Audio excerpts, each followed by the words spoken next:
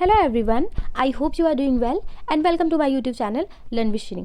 So आज ये हमारा चैप्टर 1 फ्रेंच रेवोल्यूशन का ये लास्ट लेक्चर होने वाला है. This is the last lecture. So आज हम क्या पढ़ेंगे?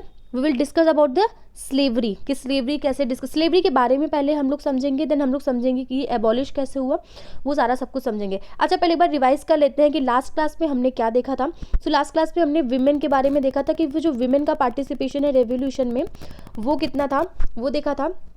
कितने जो वीमेन थी वो कैसे पार्टिसिपेट किया था उन्होंने. वो जो रेवोल्यूशन का टाइम था उन्होंने भी जाके रेवोल्यूशन किया था, पार्टिसिपेट किया था. जैसे आपने देखा था कि बेकरी शॉप पे कैसे वीमेन जाके टूट पड़ी थी.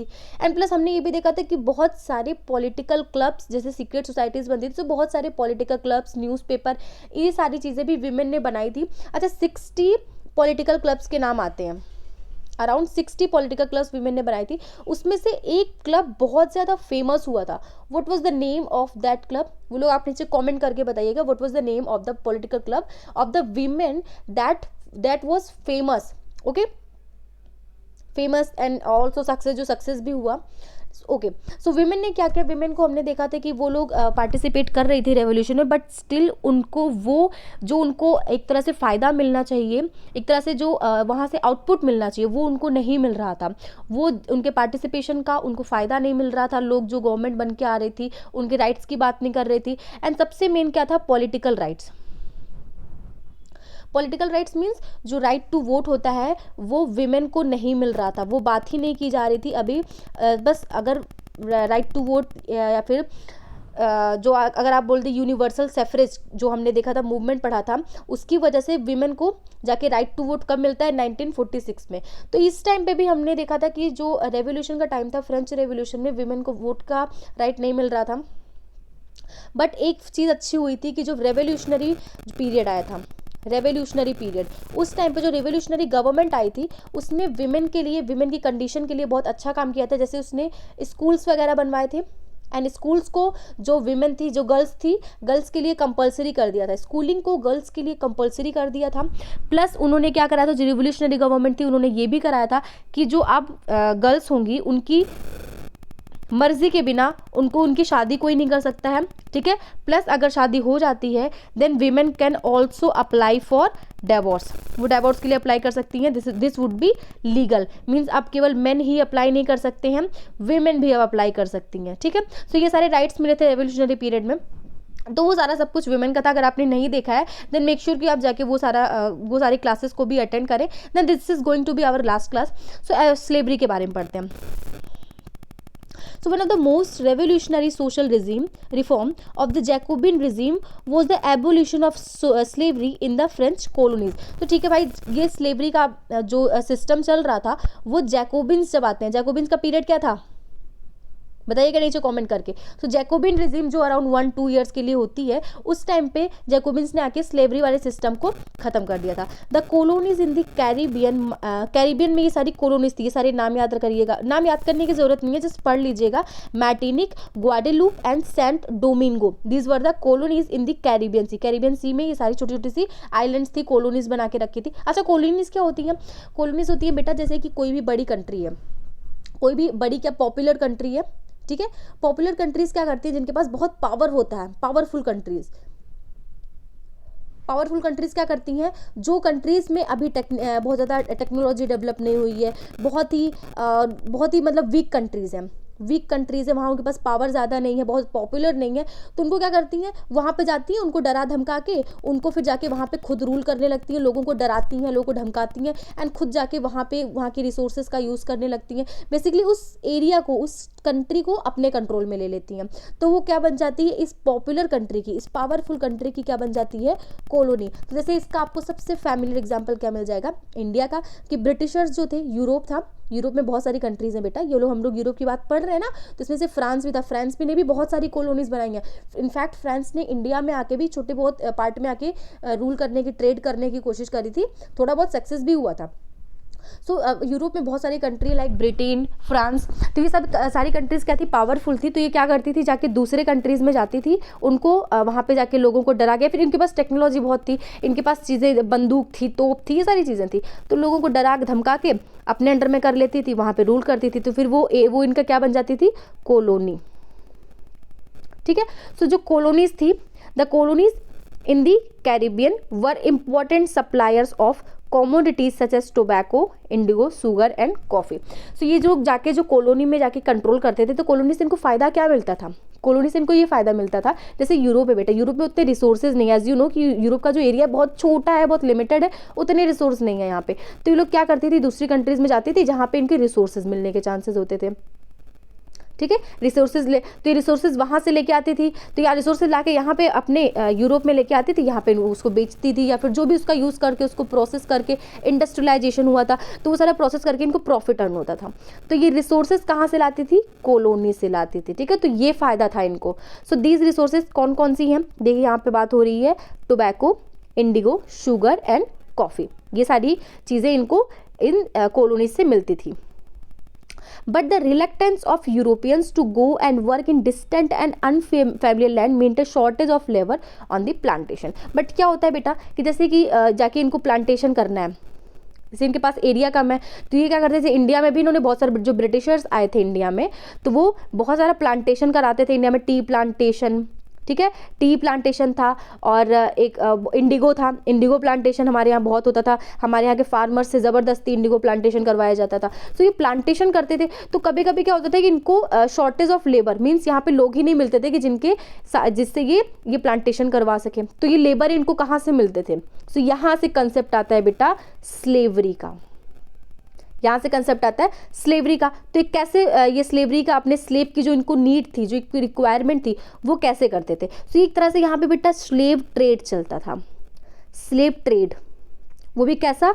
Triangular slave trade, triangular slave trade, ठीक है। कैसे होता था? नाउ लेट्स सी क्या होता था कि यहाँ पे जो भी फ्रांस, देखिए फ्रेंच की कॉलोनी थी बहुत डिफरेंट जगह में, सपोज यहाँ पे फ्रेंच की अमेरिका में कॉलोनीज थी, ठीक है।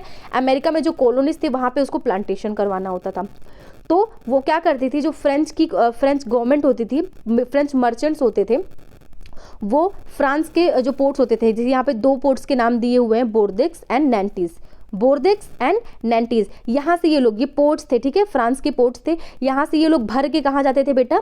Suppose these are the 2 ports, ठीक है, पोर्ट्स है, यहाँ से भर के वो लोग कहाँ जाते थे? अफ्रीका, ठीक है, अफ्रीकन कोस्ट पे जाते थे, और जहाँ से ये लोग सारे स्लेव्स को भर के, शिप्स में सारे स्लेव्स को भर के वापस कहाँ लाते थे?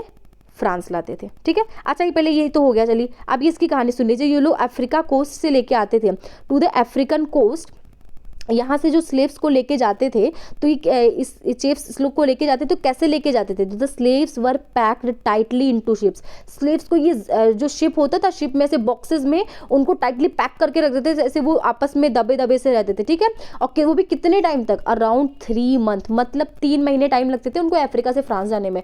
तो ये इतना जो उनकी ट्रैवल होते थे, वो जो बेचारे स्लेव होते थे, सोचिए कैसे वो एक बॉक्स के अंदर उनको बंद कर रखा है, बस थोड़ा बहुत खाने पीने को दे दे रहे, कैसे वो ट्रैवल करते थे, जस्ट सपोज, ठीक है। तो फिर उसके बाद ये क्या करते थे? ये फ्रांस पहुंच गए, फ्रांस में जाके इन स्लेव्स को ये लोग प्लांटेशन ओनर को बेच देते थे। समझ में आया कि यहाँ पे जो फ्रांस के मर्चेंट्स हैं, फ्रांस के मर्चेंट्स आए अफ्रीका, यहाँ से इन्होंने स्लैब को पैक किया, यहाँ पे गए फ्रांस, फिर वहाँ से जाके इन्होंने प्लांट के ओनर्स को बेच दिया, ठीक है। अब ये कहाँ चले जाएंगे? अमेरिका, अमेरिका में, क्योंकि प्लांटेशन वाली काम हो रही है, प्लांटेशन। तो एक तरह से यहाँ पे ट्रायंगुलर शेप का आपको दिख रहा है, ट्रायंगुलर शेप का बन रहा है कि यहाँ से ऐसे जा रहे हैं, यहाँ से जा रहे हैं, तो ट्रायंगुलर शेप का आपको कुछ दिख रहा है। सो ये क्या बोलेंगे इसको? Triangular slave trade. सो ये because this is a triangular shape यहाँ पे डेवलप हो रहा है। Okay, so the exploitation of slave labor made it possible to meet the growing demand in European market for sugar, coffee and indigo. So ये slave जो labour जो slave थे, slave trade हो रहा था, इससे यूरोप को ये फ़ायदा हो रहा था कि जो यूरोप की नीड है शुगर की, कॉफ़ी की, इंडिगो की, तो ये लोग यहाँ पे स्लेव को भेज के प्लांटेशन करवा रहे हैं अमेरिका में, एंड उसी इंडिगो को, शुगर को लाके फिर यूरोप में ये लोग यूज़ कर रहे हैं, फिर उसको बेच रहे हैं, उससे इनको प्रॉफिट मिल रहा है। तो इस तरह से यहाँ पे यूरोप को फ़ायदा मिल रहा था, ठीक है। पोर्ट्स लाइक बोर्डुक्स एंड नैंटीज, जो हमने पोर्ट्स पढ़ा, जो फ्रांस की पोर्ट्स थी जो जहाँ से अफ्रीका के लिए जाती थी, अफ्रीका में स्लेव को लाने के लिए, वो अब धीरे धीरे क्या होने लगे, यहाँ पे स्लेव ट्रेड हो रहा है, यहाँ से जो मर्चेंट्स हैं वो जा रहे हैं स्लेव को लेके आ रहे हैं और लेके आके फिर यहाँ से स्लेव को प्लांट ओनर को बेच रहे हैं। तो यहाँ से इनको फायदा हो रहा है ना, ये जो यहाँ पे जो पोर्ट्स पे लोग रह रहे हैं, तो यहाँ के जो ट्रेडर्स थे इनको बहुत सारा फायदा होने लगा, जिसकी वजह से ये जो पोर्ट्स थे धीरे धीरे बहुत ज़्यादा प्रॉस्पर होने लगे, फ्लरिश होने लगे। ओके, अच्छा ये जो यहाँ पे एक पॉइंट लिख लीजिएगा दैट स्लेव ट्रेड की स्टार्टिंग कब से हुई, तो slave trade around 17th century में स्टार्ट किया हुआ था, 17th सेंचुरी में स्लेव ट्रेड स्टार्ट हुआ था। ओके ओके, सो देखते हैं स्लेव ट्रेड, तो हमने समझ लिया कि स्लेव ट्रेड हो कैसे रहा है, बेसिकली स्लेवरी का कैसे ये लोग यहाँ पे इस्तेमाल कर रहा है फ्रांस। सो अब देखते हैं जो हमने गवर्नमेंट्स देखी थी कि डिफरेंट गवर्नमेंट्स यहाँ पे आई हैं तो कैसे करती हैं। तो throughout the 18th century there was little criticism of slavery in France. तो यहाँ पे भाई 18th सेंचुरी में ये स्लेवरी अच्छी खासी चल रही थी, कोई खास क्रिटिसिज्म कोई नहीं कर रहा था, बिकॉज यहाँ पे हो रहा था इनको फायदा। बट क्या होता है, नेशनल असेंबली आती है, वहाँ पे कुछ डिबेट्स होते हैं, ठीक है, कि यहाँ पे क्या जो राइट्स हैं, जो राइट्स ऑफ मैन है, जो यहाँ पे उन्होंने निकाला था फर्स्ट पेज पे, उन्होंने जो कॉन्स्टिट्यूशन बनाया था, कॉन्स्टिट्यूशन के फर्स्ट पेज पे उन्होंने दिया था, क्या नाम था कॉन्स्टिट्यूशन के फर्स्ट पेज पे, उन्होंने फंडामेंटल राइट जैसा राइट दिया था, कुछ 7-8 पॉइंट थे, आप लोगों ने पढ़ा था, मैंने बोला था आप लोग खुद से पढ़ लीजिएगा, उसका नाम क्या था, उसकी आप बोल सकते हो उसकी हेडिंग क्या थी, तो वो बताइएगा जरा, वो फंडामेंटल राइट्स जो यहाँ पे ह्यूमन के राइट्स जो बताए थे वहाँ पे, उसका नाम बताइएगा जरा आप लोग नीचे कॉमेंट बॉक्स में। सो नेशनल असेंबली में बहुत सारी डिबेट्स हुई, वहाँ पे बोला गया कि जो यहाँ पे हम राइट्स दे रहे हैं तो ये क्या फ्रेंच के सिटीजन तक ही रखा जाए या फिर हम कॉलोनी के लोगों पे भी वो चीज़ अप्लाई करें, कि हम कॉलोनी के लोगों को भी भाई कि आप स्लेव बन के मत रहो, आप भी हमारी मतलब फ्रेंच सिटीजन हो तो आपको भी इक्वल राइट्स हैं कि आप लोग भी फ्री होके घूम सकते हो। बट ये लॉ जो था बेटा पास नहीं हुआ। क्यों नहीं पास हुआ? क्योंकि यहाँ पे जो जैकोबिन्स थे वो क्या था कि उनको सपोर्ट था, किसका सपोर्ट था, यहाँ पे बड़े बड़े बिजनेसमैन का सपोर्ट था। अगर यहाँ पे इस लॉ को ये खत्म कर देते तो ये बिजनेसमैन अपोज में आते, क्योंकि बिजनेसमैन को तो नुकसान हो जाता, स्लेव वगैरह अगर नहीं होते तो प्रोडक्शन कम होता तो उनको फायदा नहीं होता। तो इसी वजह से ये लोग इन्होंने क्या किया, इस लॉ को पास नहीं किया। सो फाइनली 1794 में ये लॉ आता है जिसमें होता है जब 1 साल के लिए रेन ऑफ टेरर आप लोगों ने जो पढ़ा है, ठीक है, उसमें 1794 में ये सारे स्लेव्स को फ्री करने की बात की जाती है, ठीक है, कि जो सारे स्लेव्स हैं उनको फ्री कर दिया जाए। बट बाद में अगेन जब नेपोलियन बोनापार्टे आते हैं, जिसके बारे में हम लोग बाद में पढ़ेंगे, नेपोलियन जो आते हैं वो उन्होंने वापस 10 साल बाद वो आते हैं, वो वापस से इस स्लेवरी को री इंट्रोड्यूस करते हैं। तो अगर आपसे कोई पूछे कि ये क्वेश्चन आ सकता है कि यहाँ पे 1-2 मार्क्स का, कि यहाँ पे जो स्लेवरी थी वो कब शुरू हुई, तो ये शुरू हुई भाई 17th सेंचुरी में, ठीक है। इसको खत्म किसने किया, एक शॉर्ट टाइम के लिए ये खत्म कब हुआ, तो जैकोबिन के टाइम पे खत्म हुआ। एंड अगेन इसको रीइंट्रोड्यूस किसने किया, तो नेपोलियन ने किया, ठीक है। सो जैकोबिन ने यहाँ पे बेटा अच्छा काम किया था। जैकोबिन के लीडर का क्या नाम था, रॉबेस्पियर। ओके, याद रखिए लीडर्स के नाम डेफिनेटली याद रखिए, भूलना नहीं चाहिए। ओके, देन फाइनली अगर बात करें तो यहाँ पे नेपोलियन भाई साहब ने इंट्रोड्यूस करा दिया वापस से। तो यहाँ पे अगर बात करें वापस से कि ये सारी जो स्लेवरी सिस्टम है, स्लेव ट्रेड है, खत्म कब होता है, तो that was finally abolished in French colonies इन 1848। तो जो फ्रांस की कॉलोनीज होती है, जो फ्रांस ने अपनी कॉलोनीज बना के रखी थी डिफरेंट एरिया में, फाइनली 1848 में जाके ये सारी स्लेव जो ट्रेड हो रहा था, स्लेवरी थी, लोगों को ज़बरदस्ती भर के लाया जा रहा था, उन ज़बरदस्ती काम कराया जा रहा था, वो चीज़ें हो जाती हैं खत्म। Okay, so now next the revolution and everyday life. So everyday life means यहाँ पे क्या होता है कि रेवोल्यूशन तो चलिए ठीक ठाक हो रहा है, लोग पॉलिटिक्स में जा रहे हैं, लोग अपने किंग के लिए बात कर रहे हैं, तो यहाँ पे एवरीडे लाइफ। सो रेवोल्यूशन तो हो रहा था बट उसके साथ साथ एवरीडे लाइफ में क्या क्या चेंजेस हो रहे थे वो भी देखते हैं, the revolution and everyday life. Okay, so can politics change the clothes people wear. तो पॉलिटिक्स में तो सब जा रहे हैं, सब लोग पॉलिटिक्स की, राजा महाराजा की बात हो रही है, राजा को हटाना है, इनको लाना है, हमको ये करना है, हमको ये राइट्स चाहिए, वो चीज़ें तो हो रही है। तो क्या इसकी वजह से क्लॉथ्स में चेंजेस हो जाएंगे? क्या लैंग्वेज जो पीपल, कॉमन पीपल की बात हो रही है, जो लोग नॉर्मली रहते हैं उनमें, तो क्या वो उनकी लैंग्वेज चेंज हो जाएगी या फिर जो वो बुक पढ़ते हैं वो चेंज हो जाएगी? सो वही देखते हैं कि 1789 में जो रेवोल्यूशन हुआ था उसके बाद जो वहाँ के मेन थे, वीमेन थी, चिल्ड्रन थी, उनकी लाइफ में क्या क्या चेंजेस हुए, ठीक है। क्या जो लॉज वगैरह आए थे उसकी वजह से उनकी एक्चुअली उनकी लाइफ में चेंजेस हुए? सो क्या क्या चीज़ें आई, लिबर्टी आई, इक्वालिटी आई, वो सारी चीज़ें हमको देखना है, ठीक है।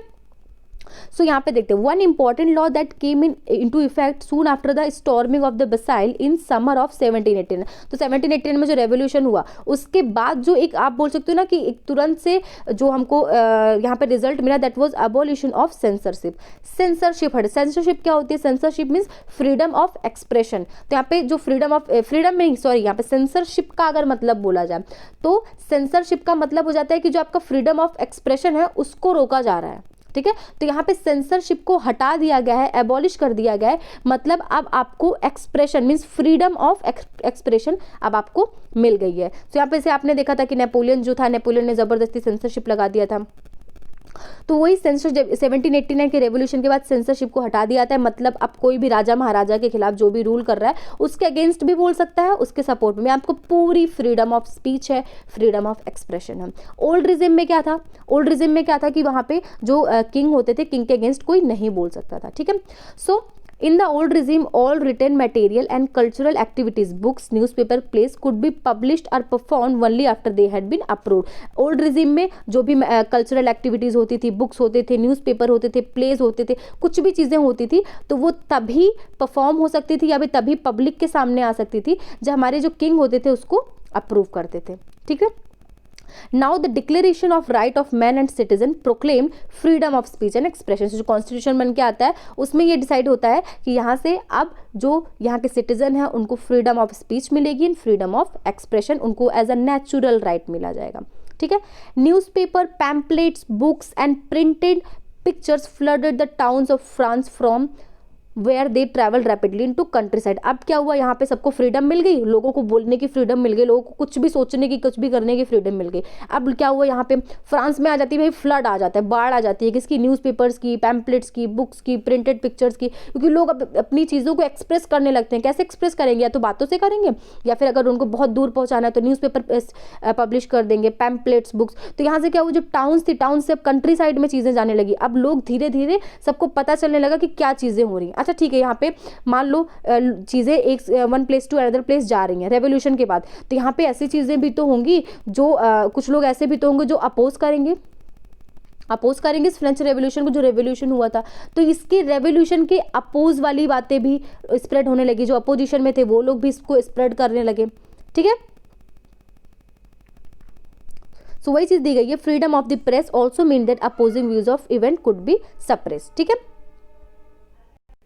so each side sought to convince the other of its position through the medium of print। तो यहाँ पे जो रेवोल्यूशन को सपोर्ट करने वाले थे एंड जो रेवोल्यूशन को अपोज करने वाले, दोनों ही साइड के लोग क्या करते हैं? अपनी बात को रखने के लिए मीडियम ऑफ प्रिंट का सहारा लेते हैं। Means printing press, means newspaper, books, इन सब का सहारा लेके अपनी बातों को लोगों तक पहुँचाते हैं। ठीक है, तो यहाँ पे एक अच्छी चीज़ हुई कि जो सेंसरशिप थी उसको एबॉलिश कर दिया।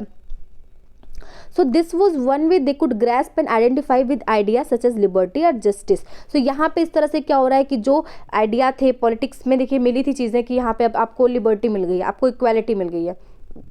तो ये सारे आइडियाज़ अब क्या है? लिबर्टी, जस्टिस, या फिर पॉलिटिक्स में जो भी चीज़ें हो रही हैं वो अब लोगों, कॉमन पीपल को पता चल रही है। कॉमन पीपल सोशली भी इन चीज़ों को अपनी लाइफ में ला रहे हैं। ठीक है, इसके अलावा क्या थी? चलिए ठीक है, प्रिंटिंग प्रेस हो गई। इसके अलावा क्या थी? इसके अलावा पॉलिटिकल फिलोसफर जो हम लोगों ने पढ़ा था, 3 फिलोसफर हमने मेन पढ़े थे। ठीक है, लॉक, रूसो एंड मॉन्टेस्क्यू। तो ये जो फिलोसफर थे ये भी कुछ अच्छी अच्छी चीज़ें लिखते थे अपने टेक्स्ट में, बट क्या होता था कि इनकी कुछ लिमिटेड होती थी, जो बहुत ही एजुकेटेड पीपल होते थे वही पढ़ पाते थे। ठीक है, क्योंकि बहुत लंबे लंबे इनके फिलोसफीज होती थी, जो बहुत एजुकेटेड पीपल होते थे वही पढ़ पाते इसको। ठीक है, तो इस तरह हमने देखा कि जो रेवोल्यूशन से जो कॉमन पीपल थे उनकी लाइफ में क्या चेंजेस आए, क्या एक्चुअली में उससे उनको फ़र्क पड़ा या नहीं पड़ा। ठीक है, now next is conclusion। what is the conclusion of this chapter? 1804। so now 1804 में क्या होता है? नेपोलियन बोनापार्टे आते हैं, जो हमने पढ़ा था कि नेपोलियन बोनापार्टे जो थे वो मिलिट्री के लीडर होते हैं। सो उन्होंने अपने आप को फ्रांस का एम्परर डिक्लेयर कर दिया। He set out to conquer neighbouring European countries, disposing dynasties and creating kingdom. तो उन्होंने ऐसा नहीं फ्रांस पे ही रूल करा, अब उन्होंने क्या किया? शुरू कर दिया कॉन्कर करना, जो अगल बगल की नेबरिंग कंट्रीज थी उनको भी जाके जीतना शुरू कर दिया। ठीक है, वहाँ पे भी बहुत सारे उन्होंने किंगडम्स जो भी थे उनको रिप्लेस कर दिया। ठीक है, so Napoleon saw his role as a moderniser of Europe, तो उसने अपने आप को क्या बोला कि I am a moderniser of Europe, means मैं यूरोप को मॉडर्न करने आया हूँ, मॉडर्नाइज करने आया हूँ। उसने बहुत सारे laws such as the protection of private property and a uniform system of weight and measure, उसने बहुत सारे एक तरह से आप रिफॉर्म लेके आए जो अच्छी चीज़ें भी थी। तो यहाँ पे पॉइंट वाइज नोट करेगा। तो फर्स्ट पॉइंट उसने क्या किया, उसने protection of private property, means कोई भी अब प्राइवेट प्रॉपर्टी होल्ड कर सकता है, ये लाया। उसने uniform system of weight and measure, uniform system of weight and measure मतलब देखिए बेटा, फ्रांस एक है सपोज कंट्री है, तो this is one unit, but क्या था यहाँ पे डिफरेंट ये पार्ट्स में डिवाइड था। तो हर पार्ट के लिए क्या था कि यहाँ पे हर पार्ट के लिए अपना अपना वेट एंड मेजर था।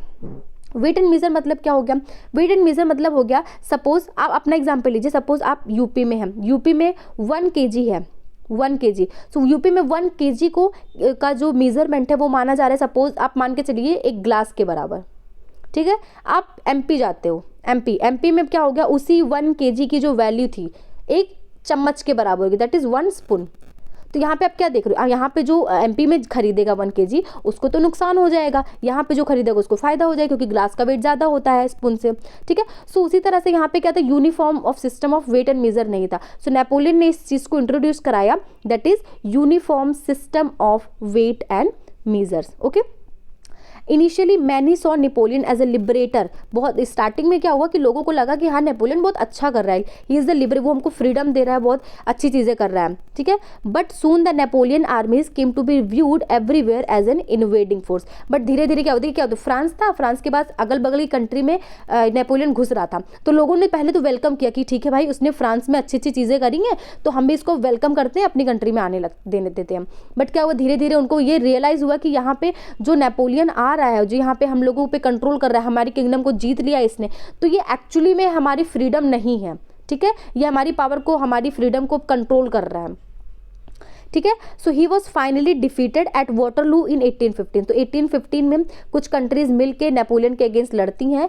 मिल इनके नाम लिख लीजिएगा आप लोग, PRAB, प्रब से याद करिएगा, P for Prussia, R for Russia, A for Austria, B for Britain, याद रहना चाहिए आप लोगों को, P for Prussia, R for Russia, A for Austria, B for Britain, ये सारी कंट्रीज मिलके 1815 में नेपोलियन से लड़ती हैं। That battle was called battle of Waterloo, battle of Waterloo, Waterloo मैं ऊपर लिख रही हूँ, वाटरलू, ठीक है। एंड यहाँ पे नेपोलियन जो होता है वो डिफीट हो जाता है, हार जाता है, ठीक है। बट उसके मरने के बाद भी उसकी जो आइडियाज़ होती हैं, उसकी रिवोल्यूशनरी आइडियाज़ होती हैं कि लिबर्टी, मॉडर्न लॉज, वो क्या होती हैं, यूरोप के डिफरेंट पार्ट में इम्पैक्ट उसका बाद भी रहता है, नेपोलियन के जाने के बाद भी। सो ओके, फ्रेंच रेवोल्यूशन तो ठीक है हमने पढ़ लिया, this was all about French revolution. अच्छा, फ्रेंच रेवोल्यूशन को क्या चीज़ सीखने को मिली, तो फ्रेंच रेवोल्यूशन में हमने एक चीज़ देखी कि यहाँ पे लिबर्टी की चीज़ आई, idea of liberty, democratic right आई, ठीक है। यहाँ पे फ्रेंच रेवोल्यूशन में लोग जो थे अपने लिबर्टी की बात मांग रहे थे, बोल रहे थे हमें इक्वालिटी चाहिए, हमें राइट टू वोट चाहिए, ठीक है, गवर्नमेंट हमको हमारी गवर्नमेंट चाहिए, ठीक है। तो ये सारे जो आइडियाज़ थे बेटा फ्रेंच रेवोल्यूशन के, अब क्या हुआ, धीरे धीरे भले से यहाँ पे चीज़ें, इतनी चीज़ें चेंज हुई, अब फ्रांस से बाकी जो कंट्रीज थी, फ्रांस के अगल बगल नेबरिंग कंट्रीज थी, यूरोप में और जो कंट्रीज थी उनमें भी ये आइडियाज़ अब स्प्रेड होने लगे। यहाँ पे भी लोग अब धीरे धीरे अवेयर होने लगे कि हाँ ठीक है, हम भी रेवोल्यूशन कर सकते हैं, हम भी अपनी राइट्स की डिमांड कर सकते हैं। ओके, सो धीरे धीरे अदर कंट्रीज़ में जो भी सारी कमियाँ थी, लाइक फ्यूडल सिस्टम थी, बहुत सारी कमियाँ थी, वो भी धीरे धीरे क्या होने लगी, एबॉलिश्ड होने लगी, ठीक है। So this was all about French revolution. इसको रिवाइज करिएगा, कोई भी डाउट हो बेटा नीचे कमेंट सेक्शन में ज़रूर बताइएगा। Okay, so thank you and keep studying, keep watching my videos. And video अगर पसंद आई हो तो मेक श्योर आप उसको लाइक करें एंड चैनल को सब्सक्राइब ज़रूर करिएगा। ओके, एंड पसंद आई हो देन मेक श्योर आप उसको अपने फ्रेंड्स के साथ शेयर ज़रूर करिएगा, ताकि सबका ही फ़ायदा हो। एग्ज़ाम आने वाले हैं आपके, तो फ़ायदा सभी का हो, अकेले का क्यों। चलिए, थैंक यू क्लास।